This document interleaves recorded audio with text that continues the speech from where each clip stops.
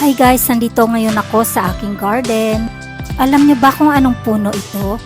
Ang sabi ng aking mother, isa daw ito sa mga family ng fruit berries.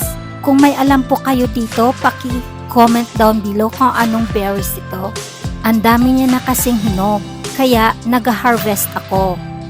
Pag hinog na kasi, ang kulay niya ay nagiging brown at very soft. Pag hilaw pa, green ang kulay. Ganito na kadami ang aking na-harvest. Actually, marami yan.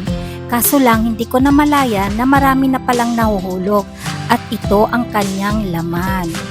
Para siyang sio-sio yung tawag sa amin sa Antique. At alam nyo ba, ang sarap ng lasa nito. Manamis-namis siya. At ito na ang kanyang kulay pag hinog na. So ito ha, itry natin. Masarap din ito sa coffee. Yan. At madali kang mabusog pag marami kang nakain. Sa araw na ito muna ang aking breakfast with coffee.